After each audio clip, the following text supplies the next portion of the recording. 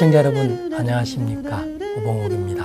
아르헨티나의 대문호인 보르헤스는 자신의 작품 바벨의 도서관을 통해서 세계를 이해하는 궁극의 책은 바베르 도서관에 있다고 말했습니다.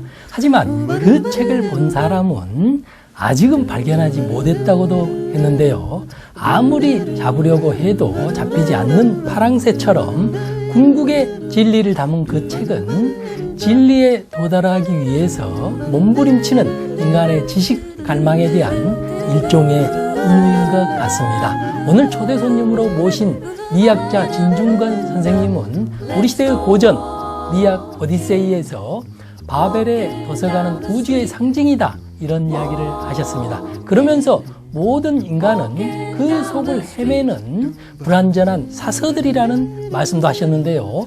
오늘은 그 진중권 선생님을 모시고 여러 말씀 나눠보도록 하겠습니다. 먼저 시 한 편 낭독해 드리면서 오봉옥의 책치 오늘 순서를 시작합니다.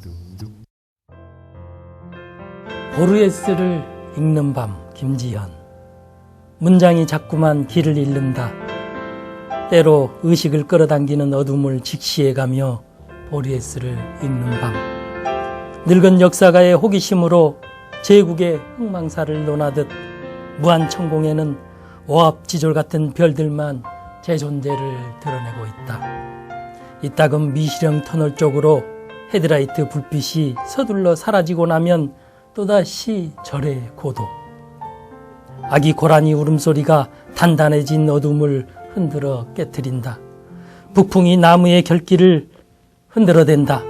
배잔병 같은 혹독한 겨울의 자네들 속 바짝 말라 기억의 회로가 끊긴 겨울 나무들조차 이곳에선 눈이 먼 보르헤스를 추종하는 부에노스 아이레스 전사들처럼 나이테 속에 바벨의 도서관을 새긴다. 이곳 내설하겐 겨울이 일찍 도착해서 오래도록 즐기다. 어떻게 들으셨습니까? 겨울 나무들조차 나이테 속에 바벨의 도서관을 새긴다는 표현이 참으로 인상적인데요. 오늘은 우리 사회에 그야말로 바벨의 도서관 같은 역할을 해오신 진중권 선생님을 모시도록 하겠습니다. 어서 오십시오. 예, 안녕하십니까? 진 선생님 오면 여러분들도 잘 아시다시피 강의하시랴, 또 인터넷 농객으로 누구보다도 활발하게 하시고, 또 팟캐스트 진행도 하시고, 요즘에는 또 TV 예능 프로그램까지 나오셔서 엄청나게 바쁘실 것 같은데요. 요즘 근황은 어떠신지? 예, 엄청나게 바쁩니다. 예능은 신해철 씨하고 윤종신 씨가 같이 하자 그래가지고, 예. 그 전에 제가 두 분을 제가 하는 팟캐스트에 모셨기 때문에 예. 품앗이 하러 갔는데, 예. 제 팟캐스트는 일회용이지만, 예. 이건 뭐, 이 방송은 계속 해야 되잖아요. 예. 그래가지고 한번 녹화하면 7시간씩 하고, 어제도 녹화가 2시에 넘어서 끝났습니다. 예. 잠도 못 자고 막. 근데 저는 이런 생각을 했어요. JTBC 저도 이렇게 몇 번 봤거든요. 예. 보면서 뭔 생각을 했었냐면, 선생님께서 이 미학 오디세이에서 여러 번 이야기한 이야기 중에 하나가 빛과 어둠을 이야기하면서 이율 배반에 대해서 이야기를 많이 하셨는데, 진중권 선생님을 좋아하는 시청자들은 이율 배반적인 생각을 할 것 같아요. 한편으로는 우리 진 선생님이 TV에 나오셔서 좀 이렇게 진 선생님의 그런 품위를 잃지 않았으면 좋겠다. 진 선생님이 가지고 있는 그런 진정성, 또 뭐랄까, 그런 것들에 대해서 품위를 잃지 않았으면 좋겠다. 이런 생각을 한편으로는 할 것 같고, 또 한편으로는 예능이라는 게 망가지지 않으면 또 이게 안 되잖아요. 품위 잡아갖고는 안 되는 게 예능이잖아요. 그런 점에서 그 두 가지 생각을 다 할 것 같거든요. 좋아하는 사람들이. 저는 무슨 품위라는 건 별로 갖고 싶지 않고요. 인터넷에서 놀았던 사람이 품위가 있으면 얼마나 있겠으며, 그다음에 집안 자체도 뭐 이렇게 품위 있는 집안이 아니었고, 그걸 또 자랑스럽게 생각하는 집안이고, 그리고 뭐, 예능에 나가면 이제 뻔하죠. 그 컨셉이라는 게 제가 예능에 나가가지고 거기 있는 패널들을 갖다 논리적으로 막 물리치는 이런 역할은 분명히 아닐 거고, 오히려 이제 허당 역할을 하면서 저런 사람도 저렇게 무너지는구나를 보여주는 거죠.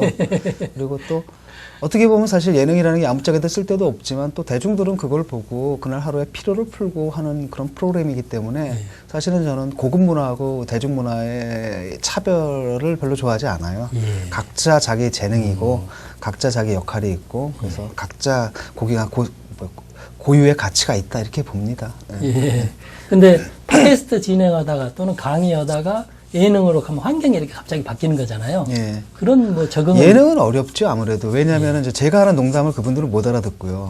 잘 안 웃어요. 이른바 비아냥 듣죠. 이제 학자들 농담, 뭐 교수들 농담인가 봐요. 뭐 이런 식으로. 그리고 그분들이 하는 얘기가 사실 저는 안 웃기거든요, 별로. 근데 이제 약간 웃어주는 척 해야 되고. 웃길 때가 많긴 해요. 왜냐하면 그 사람들이 웃기는 건 초등학교 6학년 이상 모두를 다 웃기니까. 그러니까 나도 좀 더 웃는데 많은 경우에 어떤 경우는 저건 좀 너무 유치하지 않나 이런 생각 드는 부분도 있지만 힘들죠. 이제 그런 분위기에 적응해 들어가는 게. 그래서 조금 뭐 얘기하면은 뭐 잘난 척 한다고 계속 또 장동민 씨가 공격하고 그럼 또 이제 야단 맞고 이런 역할. 예. 제가 앞에서 그 우리 시대의 고전이라고 그렇게 표현을 썼는데 미학 오디세이가 출간된 지 벌써 20년이 지났습니다. 그 책을 제가 처음 읽었을 때, 이건 대단한 명저다, 뭐 이런 생각을 했었는데, 벌써 이게 20년이라는 세월이 지났고, 근데 그동안에 또 이 책이 엄청난 또 반응을 일으켜서 정말 모두가 다 이렇게 보지 않으면 안 될 그런 교과서처럼 이렇게 자리매김된 책이어서 20주년 기념으로 굉장히 바쁘셨을 것 같아요. 책 때문에 바쁘진 않았습니다. 요즘 뭐 출판 시장이 잘 나가는 건 아니지 않습니까? 그래서 간단하게 기자들 불러도 한번 행사한 거? 기자 회견 비슷한 거 한번. 사인회도 안 했어요. 그리고 제가 또 그걸 좀 안 좋아해요. 왜냐하면 사인을 해드리는 걸 안 좋아하는 게 아니라 가면 뻘쭘하거든요. 제가 무슨 대단한 베스트셀러라 해서 사람들이 몇백 명이 줄 서고 있으면 이제 이게 나는데 팔이 날리고 있다 가끔 오는 사람 이렇게 쓱 해주고 이러는 것들 앉아있는 게 되게 뻘쭘하고 그래서 안 좋아하고 그리고 이제 출판사에서는 자꾸 뭐 판촉 행사를 하려고 이렇게 하는데 제가 그걸 썩 좋아하지 않아요. 그래서 잘 안 하려고 하고 이제 강연을 하려면 제대로 어디서 한번 제대로 하든지 무슨 이벤트 이런 것들은 뭐야 이런 생각. 빈 선생님께서 미학 오디세이 말고 많은 책들을 냈는데 거의 대부분이 또 이렇게 스테디셀러로 올라가고 그랬죠. 그럼에도 불구하고 진 선생님 하면 이제 또 미학 오디세이를 이렇게 떠올리게 됩니다. 근데 이 책이 30대 초반에 또 쓴 책이어서 이거 정말 놀라운 그런 결과물이라고 말할 수 있는데 이 책을 어떻게 해서 처음에 이렇게 쓰시게 됐는지, 왜냐하면 거기 뭐 머릿말에도 있고 그렇습니다만 모르는 시청자들 위해서 한 말씀 해주시죠. 이 책을 쓰게 된 계기라든가. 뭐 대한민국 인문학의 발전을 위해서 쓴 건 아니고요. 유학을 가는데 돈이 좀 필요해가지고 비행기 표값이나 벌어볼까 하고 이제 한 1세, 2세, 3세 정도까지 팔리고 말 거라고 생각을 했어요. 그랬는데 인세가 계속 나오고 제가 유학을 갔을 때 이제 유학을 그 인세로 했습니다. 약간의 이제 인세가 나왔는데 그게 꾸준하게 나오고 그다음에 뒤늦게 유학을 온 사람들이 다 책을 잘 읽었다라고 인사하는 사람들이 늘어나더라고요. 그래서 이게 입소문 타고 계속 늘어나고 그러다가 보니까 벌써 20년이나 됐네요.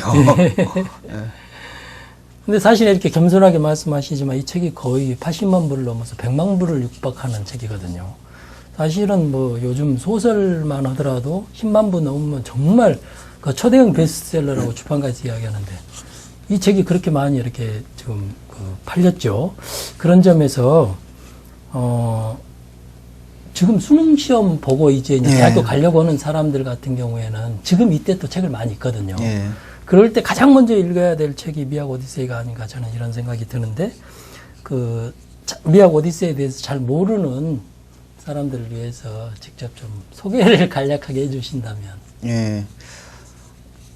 아마도 이 책이 계속 팔렸던 거는 우리 사회에 어떤 변화가 있었던 것 같아요. 그러니까 80년대까지만 해도 먹고 살기 바빴는데 90년대부터 사람들이 먹고 사는 문제가 어느 정도 해결되고 문화적 욕구가 튀어나올 때였던 것 같아요. 그래서 제 기억엔 그때 제가 노렸던 게 오피스 레이디들의 주머니를 노렸거든요. 그때 인문서적들을 오피스 레이디들이 많이 읽었어요. 근데 그게 이제 확산이 됐고 아마 이제 그런 맥락이 있을 겁니다. 21세기는 문화의 시대고 저는 미학이 미래의 경제학이라고 얘기를 하거든요.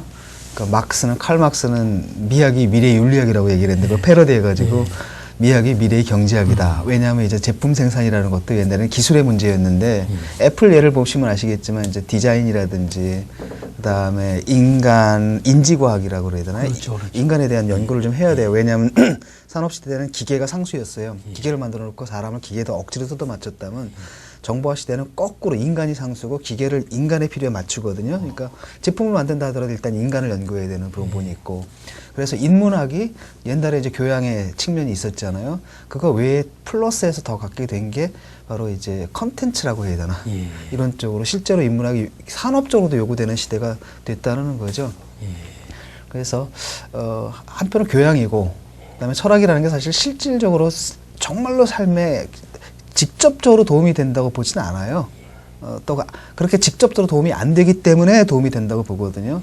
그래서 약간 삶에서 거리를 좀 두고 철학적인 사유, 미학적인 사유를 할 수 있는 기회가 이 책을 통해서 제공이 된다면 저는 이제 그 이상 바랄 게 없죠.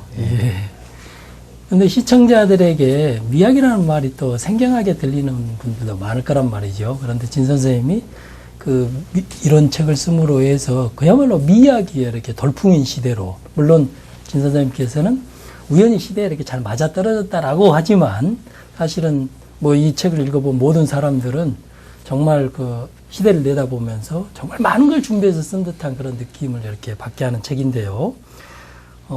이런 게 궁금할 것 같아요. 농담으로는 미학이 뭐냐, 그럼 보통 사람들은 또 우스갯소리로 미래의 경제학 아니냐, 뭐 이렇게 농담도 하고 그러는데 미학이란 무엇인지 좀 설명을 해 주시죠. 그래서 미학은 그냥 철학이라고 생각하시면 됩니다. 미학은 철학의 한 분야고 철학의 여러 분야가 있죠. 예를 들어서 형이상학, 존재론, 인식론. 이게 이제 우리가 진선미라고 할 때 진을 탐구하는 영역이고요. 그 다음에 선을 탐구하는 영역이 이른바 윤리학이죠. 가령 이제 정의론 같은 것도 윤리학입니다. 정의란 무엇인가, 마이클 샌델의 책 같은 거 윤리학의 분야에 속하고 미를 탐구하는 것이 바로 미학이죠. 그래서 미학은 철학이기 때문에 종종 사람들이 착각을 하는데 미학을 공부하려면 기본적으로 철학은 해야 됩니다.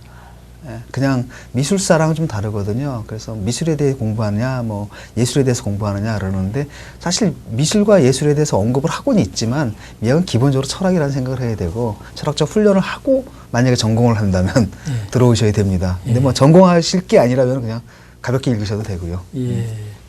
근데 미학 오디세이가 이렇게 많이 팔린 이유는 글쎄요, 제 개인적으로는 그렇게 생각해요.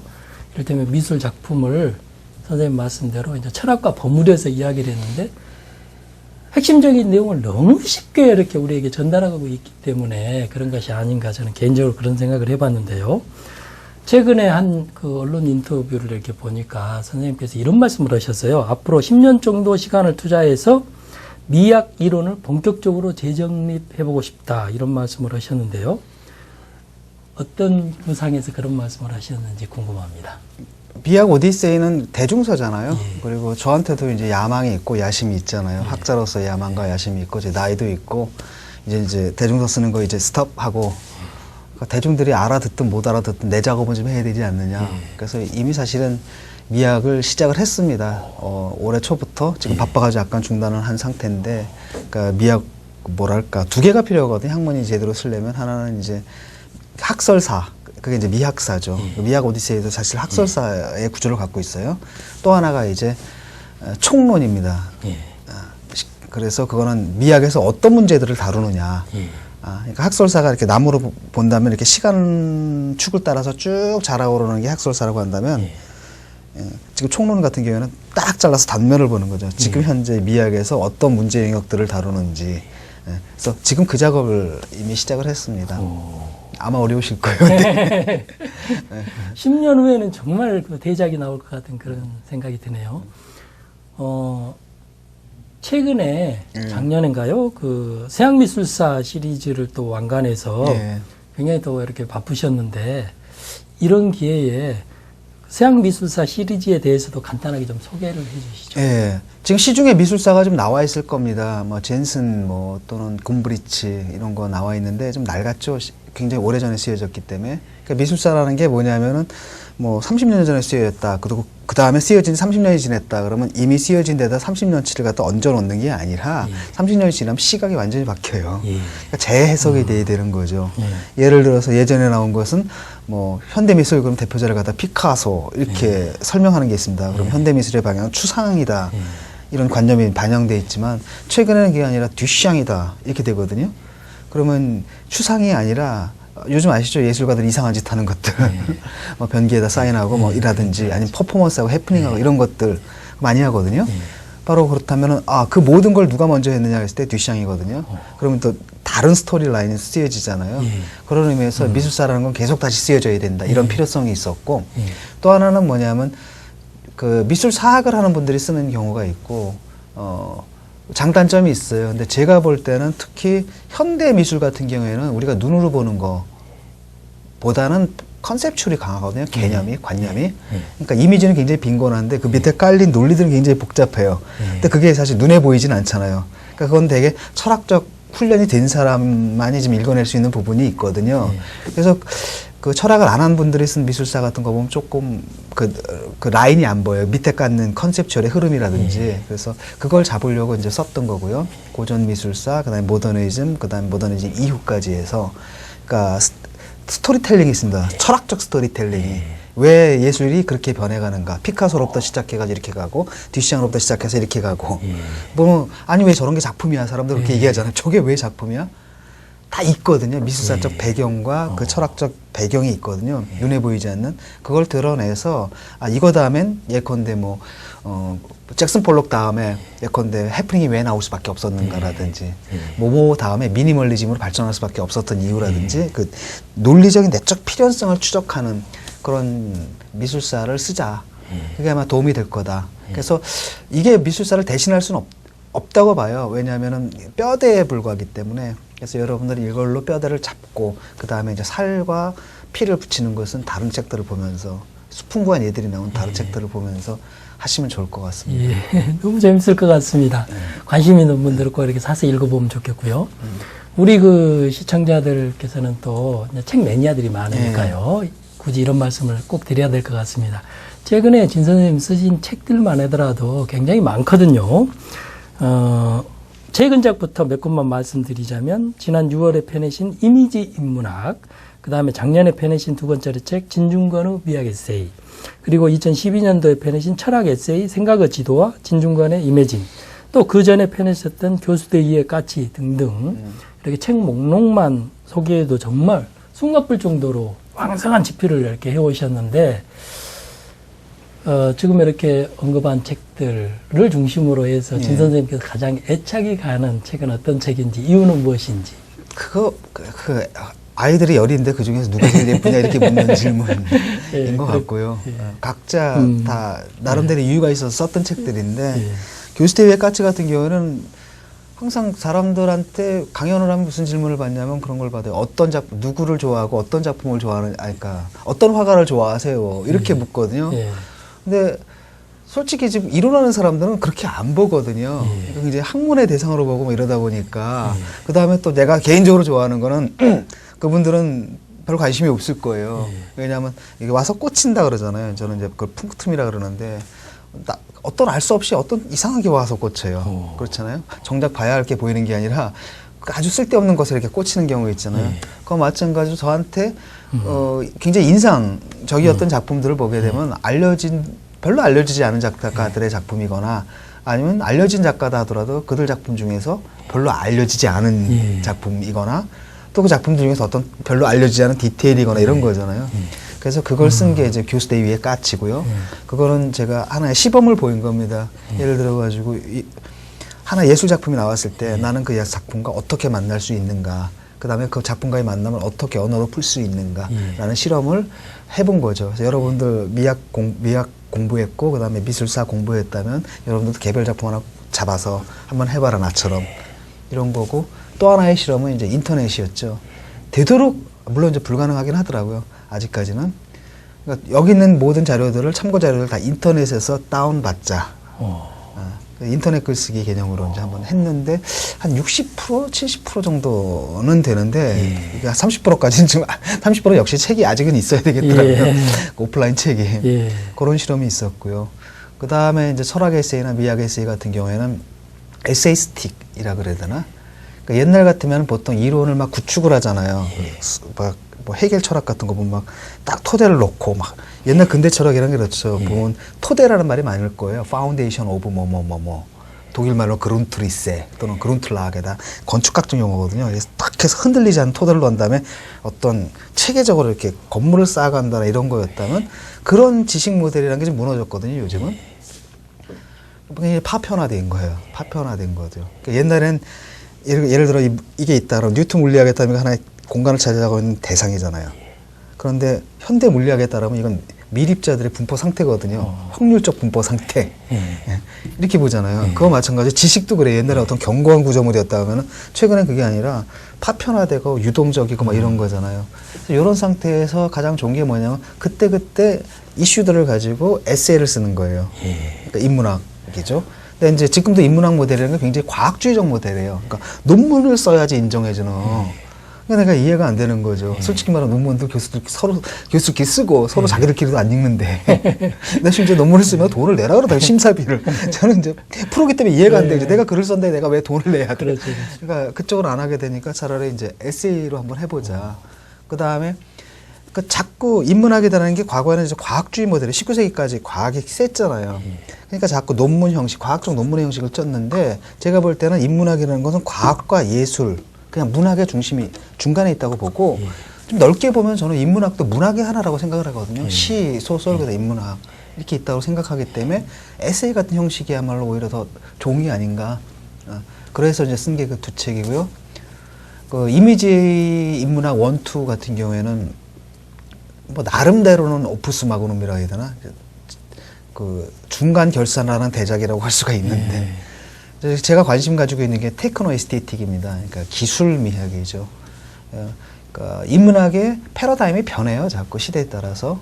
예를 들어서 19세기까지만 해도 이제 인식론 중심이었잖아요. 근데 20세기에 들어오면 이제 언어학적 전해를 해요. 그러니까 그 다음에 21세기에 들어오면 이른바 미디어적 전해라 그래서 이제는 옛날에는 세계는 의식에 주어진다. 그러니까 세계를 알기 위해서는 의식부터 점검해야 된다. 20세기에 딱 들어오면 근데 그 의식은 언어로 구조화된다. 그럼 세계를 알기 위해서는 언어를 분석해야 된다는 거고요. 오늘날은 뭐냐면 세계는 미디어에 의해서 주어진다. 그럼 세계를 알기 위해서는 미디어부터 분석해야 된다. 이런 틀이잖아요.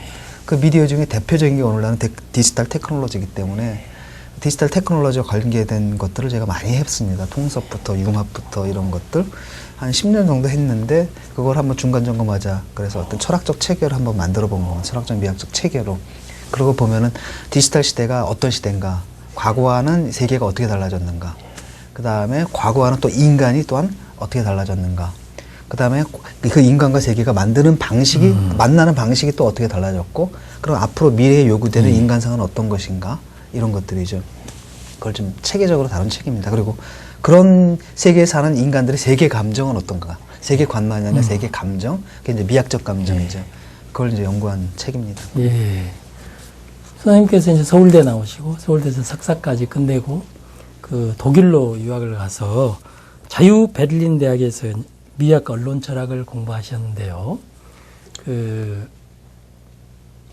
선생님이 언어 철학입니다. 언론이 아니라 언어. 언어 철학. 네. 근데 선생님께서 대학을 갈 때만 하더라도 미학이 좀 다소 이렇게 생경했을 것 같거든요. 예. 그런데 미학을 이렇게 선택한 이유가 무엇인가요?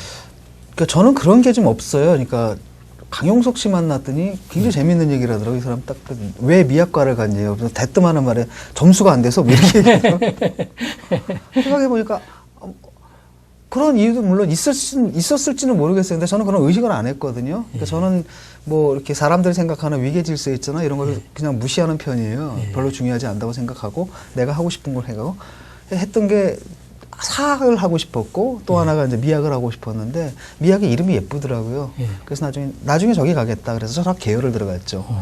그리고 나중에 미학과 갔더니 아무도 안 오는 과였어요. 그러니까 우리 위로는 그때는 선택을 했어요. 우리는 강제로 배정이 됐는데 성적에 따라서.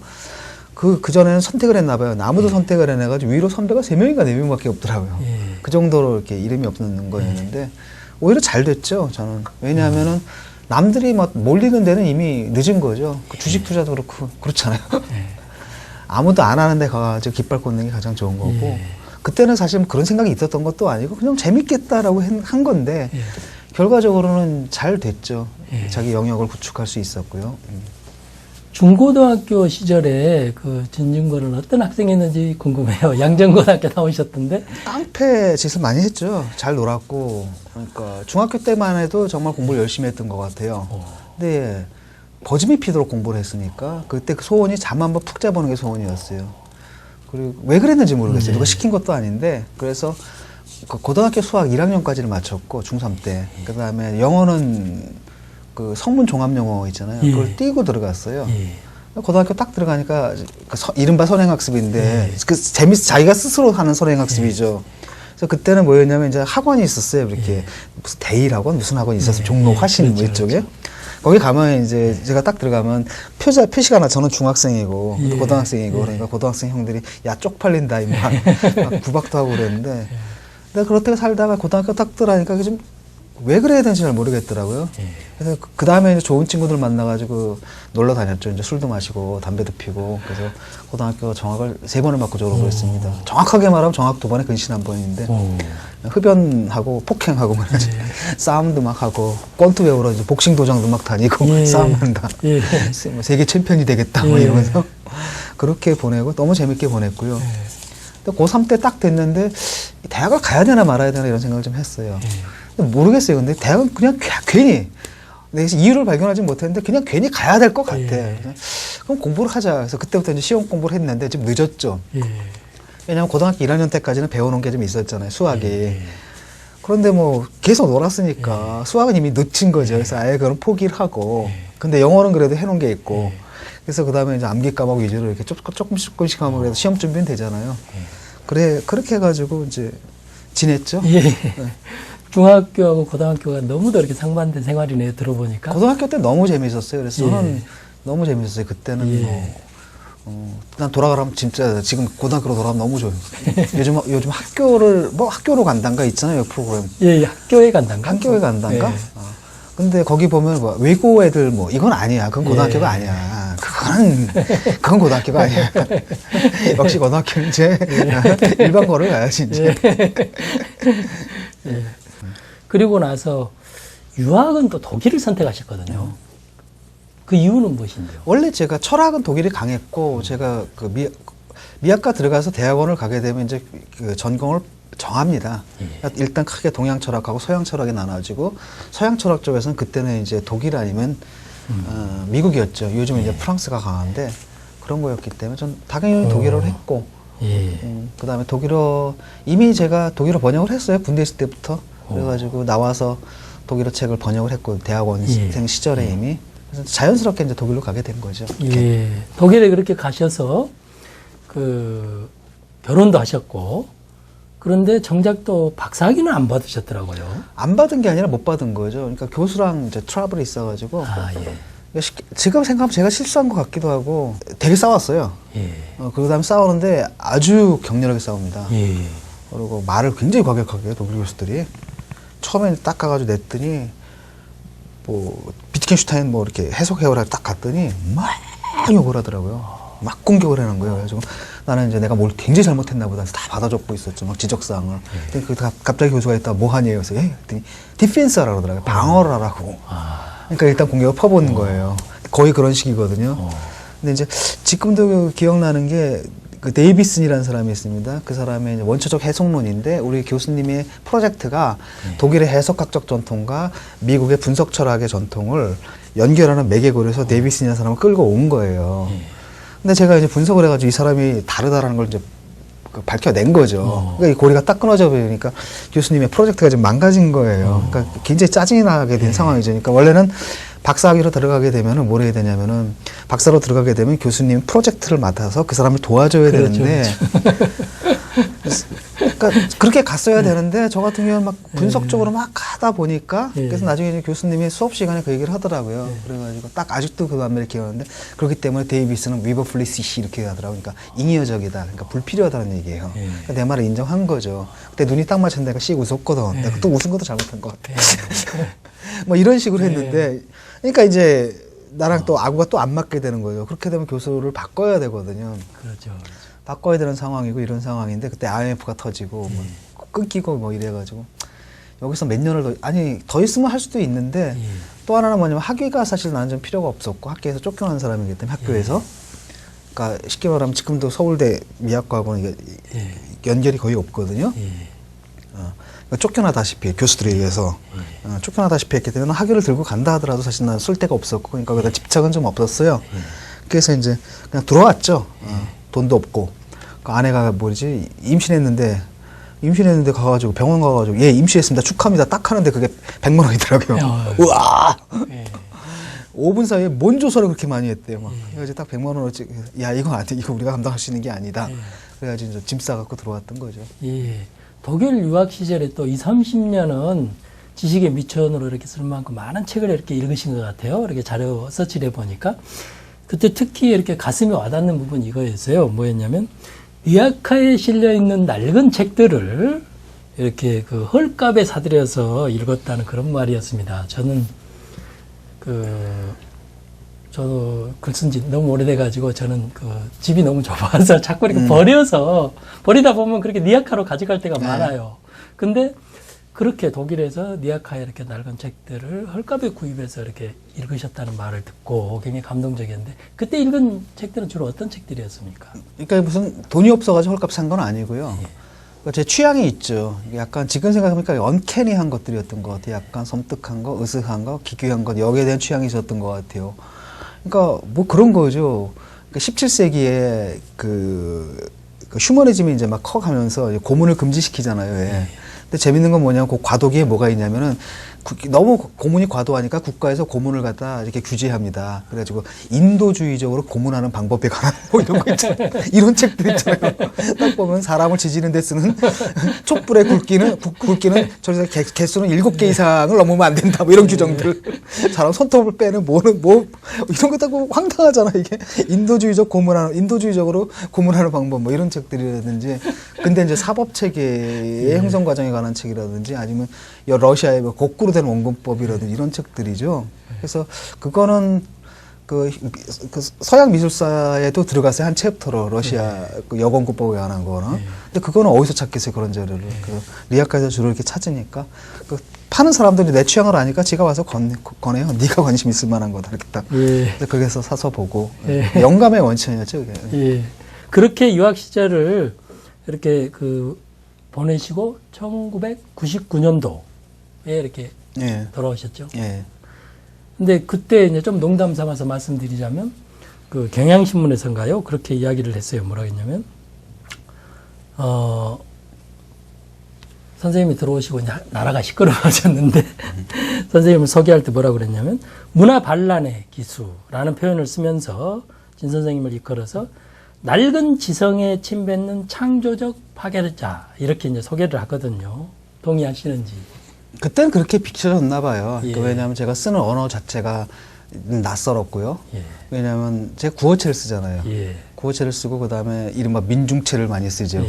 그러니까 그것이 처음에는 미학 오디세이도 처음에 나왔을 때는 욕을 많이 먹었죠. 공부하는 사람들이 뭐라고 했냐면 첫째가 말투가 상스럽다. 그러니까 문어투체가 아니잖아요. 구어체거든요. 예를 들어서 뭐뭐뭐 했던 것은 뭐뭐 했기 때문이다가 아니라 뭐뭐 했다 왜 뭐뭐니까 이렇게 가거든요. 저는 한국말은 짧으면 짧을수록 스피디하고 훨씬 더 좋은 것 같아요. 제가 볼 때는 물론 만연체도 있겠지만 한국말을 글쓸 때는 역시 문장을 짧게 가는 게 좀 딱 맞고 그 다음에 입에 딱 들어밖에 읽어가지고 이렇게 딱 호흡이 이렇게 넘거나 이러면 끊어줘야 되거든요. 문장을 이런 식으로 쓰니까 이제 고전적인 문어체를 쓰는 사람들이 이제 반감이 생겼던 거고. 그리고 또 하나가 뭐냐면 애들 보는 책이냐 그림이 왜 이렇게 많아. 그러니까 제 같은 경우는 책을 쓰게 되면 처음에 출판사에서 가져가면 되게 시큰둥해요. 이게 뭔지 모르겠다고. 그 다음에 레이아웃을 딱 해놔서 이미지랑 텍스트랑 딱 어울렸을 때 사람들이 그때야지 느낌이 온다고. 그러니까 처음부터 보면 형상적 사유라 그러나요? 왜? 그러니까 텍스트가 있으면 이미지가 떠올라야 되고 어떤 이미지 보면서 텍스트가 떠올라고 이렇게 연결이 돼 있거든요. 근데 그때는 그런 사고방식이 없으니까 그림 많이 들어가면 애들 그림책이다라고 생각하던 시대잖아요. 그래서 그걸로 좀 많이 욕을 먹었죠. 그 다음에 아마도 그 얘기가 나온 게 이제 내 무덤에 침을 뱉으마 그것 때문에 그랬을 겁니다. 거기 보면 인터넷 이모티콘 같은 거 막 집어넣어서 막 쓰거나 막 그런 거 있잖아요. 장난스럽게 쓰거나 이런 것들 하니까 이제 그렇게 보였던 것 같아요. 근데 그것을 반대로 생각해 보면 그야말로 정말 장점인데 미학 오디세이가 너무도 이렇게 술술술술 이렇게 읽혀진 이유는 바로 그런 그 문장을 갖고 있어서 그런. 만약 이걸 논문처럼 썼다면 정말 재미도 없었을 것이고. 그 후에 이제 많이 베껴 쓰는데 그건 뭐냐면 이런 거예요. 제가 쓴 게 뭐냐면 우리는 문자 문화가 지금 지나갔잖아요. 이 문자 문화 시대는 지나가고 지금 디지털 영상 문화 시대고 사운드의 시대거든요. 그러니까 텍스트의 시대는 지나고 텍스트가 안 읽는 게 아니라 텍스트가 눈에 안 보이게 되는 거예요. 밑에 깔리고 그 텍스트로 그린 이미지와 텍스트로 만든 사운드의 시대라는 거예요. 쉽게 말하면 예를 들어 옛날에 정치에 관심이 있으면 뭐였냐면 그렇잖아요. 신문을 보고 잡지를 보거나 주간지 보거나 아니면 사상서적을 읽었잖아요. 근데 요즘 뭐 하냐면 팟캐스트를 들어요. 낙검수나 노유진의 정치 카페 같은 거. 근데 팟캐스트는 이게 뭐 구술문화거든요. 말이에요. 말에는 반드시 누가 있어야 되면 상대가 있어야 됩니다. 1인칭, 2인칭 관계잖아요. 근데 이거는 뭡니까? 책을 쓴다는 건 독백이거든요. 그러니까 1인칭 저자가 3인칭 주제에 쓰는 것, 주제에 대해 쓰는 것을 독자가 엿듣는 거라는 거예요. 완전 패턴이 다르잖아요. 근데 지금 보면 다 이렇게 갔잖아요. 그러니까 구술체라는 게 그래서 중요한 거고.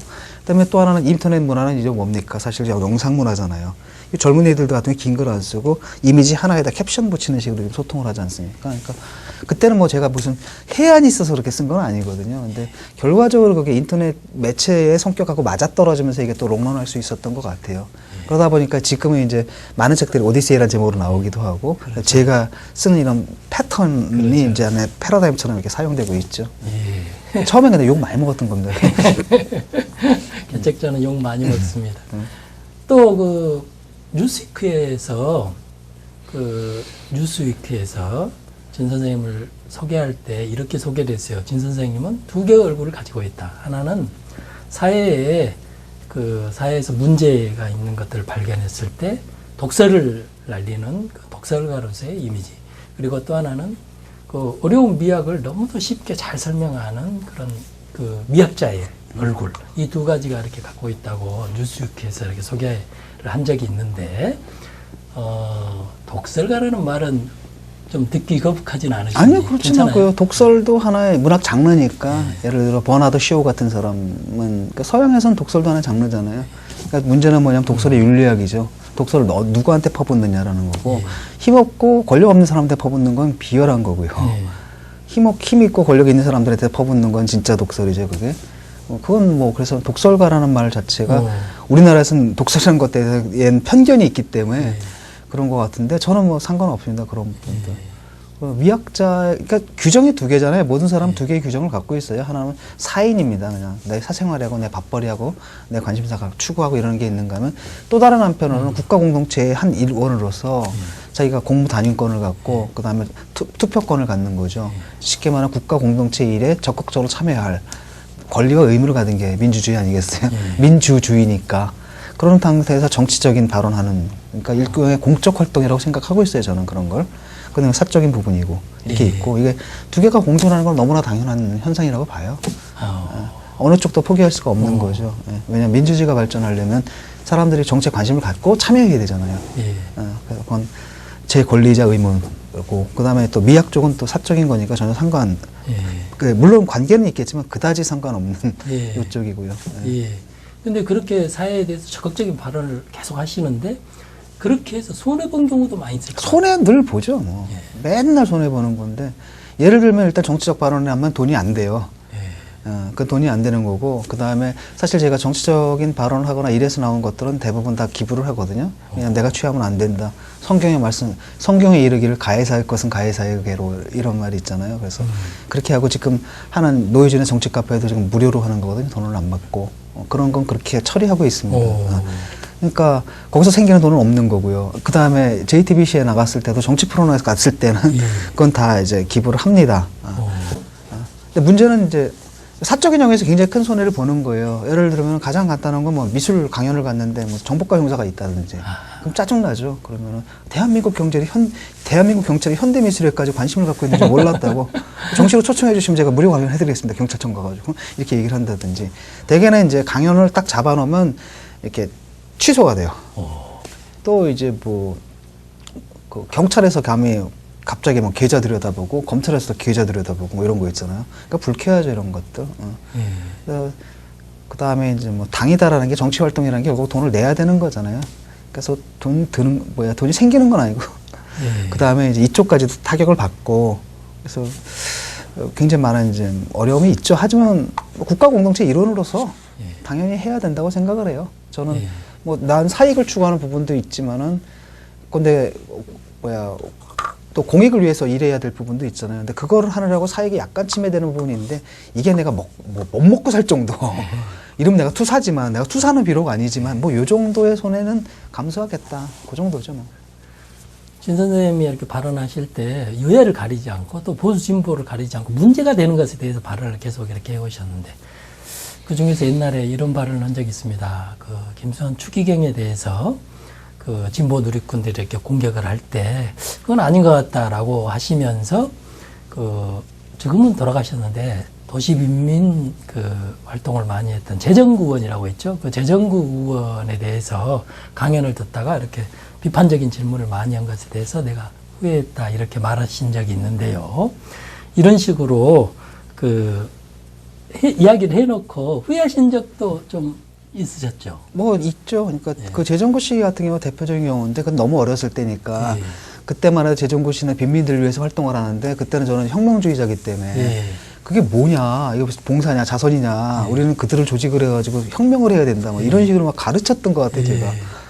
근데 그분은 내가 막 그러니까 그 조그만 애가 와가지고 그러니까 얼마나 속으로 가스러웠을까. 근데 그런 표현 안 내고 그 욕을 다 혼자 들으시더라고요. 나중에 딱 생각해 보니까 아찔한 거예요. 아, 그런 거 있죠. 예, 말씀 잘 들었습니다. 선생님께 최근의 이야기니까 이건 꼭 좀 그 만나면 물어봐야 되겠다고 생각한 게 있어요. 선생님께서 최근에 무슨 말씀을 하셨냐면 트위터에서 올해 사건 사고가 참 많았잖아요. 그걸 보시면서 우리 사회에 빨간불이 들어온 것 같다 이렇게 이야기를 하셨는데요. 그렇게 생각하신다면 이 빨간불을 파란불로 바꾸기 위해서는 우리 사회가 어떤 것들이 이렇게 좀 필요할까? 뭐 정치적인 얘기가 될 텐데 정치적 발언이었고 근데 사실은 인문학적 발언이기도 해요. 제가 이제 이미지 인문학 1, 2에서 얘기한 것처럼 뭐냐면은 이제 디지털 시대잖아요. 그러면 우리나라 사회가 어떻게 발전해 왔는지 과정을 보게 되면은 옛날엔 박정희 시대가 산업화 시대거든요. 그 다음에 김대중 정권과 노무현 정권을 거치면서 우리가 정보화 사회로 완전히 완료했습니다. 변신을 완료한 겁니다. 아마도 김대중 대통령이 했던 그 벤처, 그다음에 노무현 대통령의 그 인터넷 대통령이잖아요. 이걸 통하면서 우리가 이른바 IT 강국으로 떠올랐잖아요. 근데 일로 가야 되는데 이제 이명박 정권에 들어가서는 어떻게 되냐면 삽들고 산업화 사회로 돌아가 버린 거예요, 경제가. 근데 이제 지금 정권은 또 뭐냐면은 그 토대만이 아니라 상부구조, 정치나 이런 것까지도 사실은 유신 시절로 막 돌아가는 듯 하거든요. 지금 말하면 잡아가는 분위기잖아요. 뭐 경찰이 데모 조금 했다고 와가지고 가택수색하고 뭐 이런 말도 안 되는 거고 지금 말을 하려면 발언을 하려면 찌라시를 써야 되는 전단을 써서 풍선에 날려야 되는 그것만 유일하게 언론 자유를 누리는 이런 상황이잖아요. 뭐 갑자기 MBC에 있는 뭐 기자들도 막 다 쫓겨나고 막 이런 상황이란 말이죠. 이게 맞냐라는 거예요 지금. 그러니까 사회가 빨간불이 들어왔다라는 건 바로 그런 거예요. 우리가 지금 앞으로 가도 시원찮을 판에 굉장히 그렇잖아요. 중국은 굉장히 빠른 속도로 추적해오고 있고 이미 우리보다 그 사람들이 미국을 갖다 우리보다 더 빠른 속도로 베끼고 있단 말이에요. 샤오미라든지 이런 애들 보면은 걔들 벌써 플랫폼 경제 이거 틀을 베끼고 있거든요. 삼성을 제치잖아요. 뭐 이런 것도. 그러니까 패러다임에 훨씬 앞서게 근데 우리는 그게 뭐 말로만 창조 경제하지 실제로 하는 짓들을 보면 다 이쪽이잖아요. 다 이쪽. 이게 가니까 뭐랄까 활력을 좀 잃었다는 느낌이 들어요. 근데 우리가 과거에는 심지어 IMF 때도 뭔가 우리는 할 수 있다는 믿음들이 밑에는 다 있었어요. 근데 지금 사라지는 게 바로 그 믿음들이 아닌가. 그리고 뭔가 지금 뭐 하나 필요하거든요. 예를 들어서 김대중 대통령이 그때 벤처를 딱 했고 거품도 많았지만 덕분에 우리가 그 십몇 년을 살아왔단 말이에요. 그거 필적할 만한 뭔가가 있어야 되는데 그게 이제 잘 안 되는 겁니다. 예. 그리고 거기에 필요한 돈을 갖다 그 지난 정권이 몇십 조를 날려버린 거예요, 지금. 그러니까 우리 정부에서 여력도 없는 거예요, 뭘 할 수 있는. 그래서 저는 빨간 신호가 들어왔다. 이렇게 얘기를 한 겁니다. 우리 프로그램 제목이 책지입니다. 근데 우리가 책지는 우리가 만든 말이거든요. 예. 그 책의 지혜로 풀어내는 정치 뭐이 정도로 해서 우리가 신조어로 만들었는데요. 선생님께서도 정당인 활동도 하고 계시니까 개인적으로 궁금한 것은 한국의 정치인들 점수를 주면 예. 학점을 주면 얼마나 줄 수 있을 것인지 궁금하고요. 또 지금 한국의 그 정치인들이 지금 이런 순간에 이런 책들을 좀 읽었으면 참 좋겠다 이렇게 추천해 줄 만한 책이 있으면 이 자리를 빌려서 좀 글쎄요. 뭐 한국의 정치인들 같은 경우 약 D 마이너스, D 플러스 정도? 그래도 F는 좀 면했다고 봐요. 그 사이에 정치인들이 좀 깨끗해진 측면은 있습니다. F까지는 면했지만 뭐 D 마이너스 정도라고 보고요. 뭐 책을 읽는 사람들이 아니니까 뭐 권해봤자. 그 다음에 또 책 읽고 딴소리들을 해가지고 별로 권하고 싶은 책은 없습니다. 그리고 예, 특히 그래 잘 모르겠네요. 이 사람 책은 예, 말씀 잘 들었습니다. 예. 이제는 진중권 선생님의 뭐 대표작이라고 하면서 본인은 또 기분 나빠하실지 모르지만 어떻든 우리가 생각할 때 진중권 하면은 떠오르는 게 미학 오디세이인데요. 여기에서 인상적인 대목을 제가 먼저 낭독해 드리고 그 다음에 진 선생님께서 낭독해 드리도록 하겠습니다. 제가 먼저 읽어 드릴 대목은 이 미학 오디세이에 보면 각 장에 이렇게 소개하는 글 있잖아요. 각 장을 시작할 때 그 소개 글인데 그런 글들이 정말 인상적이에요. 그걸 읽는 순간에 그 다음 페이지를 반드시 읽게 만듭니다. 이게 그 흡입력인데 오늘은 이런 대목을 읽어드리고 싶습니다. 아름다움에 관하여 해서 아름다운 가상이라는 그런 그 5장인데요. 그 5장의 소개글이 이거예요. 새들은 어디로 날아가는가? 낮으로? 밤으로? 밤과 낮은 서로 배쳐간다. 밤이 낮일 수 없고 낮이 밤일 수 없다. 빛은 밤과 낮을 분명히 가른다. 하지만 이 그림에서 밤과 낮이 공존한다. 이렇게 서로 배쳐가는 두 가지 가능성이 공존하는 걸 철학에선 이율배반이라 한다. 여기서 우리는 미와 관련해 얽힌 두 가지 문제를 다루게 된다. 먼저 미이론에서 객관주의와 주관주의의 대립이다. 지라기에도 아름다움이 있었을까? 객관주의자라면 S, 주관주의자라면 No라고 할 것이다. 이어서 취미 판단의 이율배반에 대해 생각해보자. 미에도 이율배반이 있다. 객관적인 미의 기준은 없다. 그러나 있다. 미에 대해 논쟁할 수 있는가? 없다. 그러나 있다. 어느 게 옳은가? 유클리드와 산책하면서 생각해보자. 뭐 이런 글인데 그 다음 이제 읽어보고 싶죠. 정말 산책하고 싶죠. 이렇게 그 소개글이 너무 이렇게 그 문장이 유래해서 참 좋았다 이런 생각을 해보게 됩니다. 창문을 열고 밤하늘을 보자. 요란한 불빛 때문에 별을 볼 수 없으면 거리의 불을 모두 끄기로 하자. 시야를 가리는 콘크리트 덩어리들과 보기 흉한 아스팔트도 지워버리자. 이제 우리는 하늘이 호원이 열린 야트막한 언덕 위에 앉아있다. 그래도 별은 반짝거릴 줄을 모른다. 숨 막히게 하는 하늘의 희뿌연 뚜껑도 걷어버리자. 이제야 예전에 우리가 보았던 하늘이 보인다. 별이 뚝뚝 떨어질 것 같던 그 까만 하늘. 이게 얼마만인가. 친구와 난 가끔 함께 밤하늘을 쳐다보곤 했다. 나는 번번이 내 별을 찾는 데 실패했지만 친구에겐 제 별을 찾아내는 특별한 방법이 있었다. 오리온 자리의 삼태성 중 가운데 것. 그 뒤 친구는 정말로 그 별이 되었다. 문화관한 사람들 기죽게 하는 그런 정말 잘 읽히는 문장을 갖고 있는 것 같습니다. 이제 마지막 질문을 하나 더 드리고 이제 마쳐야 되는데요. 정말 바쁘신 가운데 끊임없이 또 글을 쓰고 계시기 때문에 지금 어떤 책들을 이렇게 준비하고 계시는지도 궁금하고 또 내년의 계획은 또 어떤 계획을 세우고 계신지요? 특별한 계획은 없고요. 지금 하고 있는 아까 말씀드렸던 이렇게 말하는 미학 원론책을 쓰는 작업들이 가장 큰 줄거리로 남아있고요. 그 사이에 뭘 써야 되냐면 이제 매체 철학에 관한 작은 책을 반드시 써야 됩니다. 예. 이거 계약을 했기 때문에 어떤 대학 출판사를 계약을 했고 마감이 다가왔기 때문에 약간 매우 쉽게 대중적으로 약간 교재용으로 쓸 수 있는 성격의 책을 좀 급하게 하나 써야 되고요. 그게 끝나면 이제 본격적으로 미학 작업을 좀 하겠죠. 내년에 계획은 별로 없습니다. 그냥 그대로. 특별한 계획은 없고요. 오늘 정말 진중권 선생님 모시고 너무도 이렇게 재밌는, 시간이 한 시간이 정말 빠르게, 시계를 보니까 한 시간 지나갔구나 싶을 정도로 아주 재밌고, 그 다음에 좀 아주 깊이 있는 이야기도 또 말씀 많이 해주신 것 같습니다. 수고하셨습니다. 예, 감사합니다. 네, 고맙습니다. 오늘 우리 시대의 최고 미학자이자 인터넷상의 대표 농객으로 평가받는 진중권 선생님과 함께 여러 대화를 나눴던 오봉옥의 책치, 시청자 여러분은 어떻게 보셨습니까?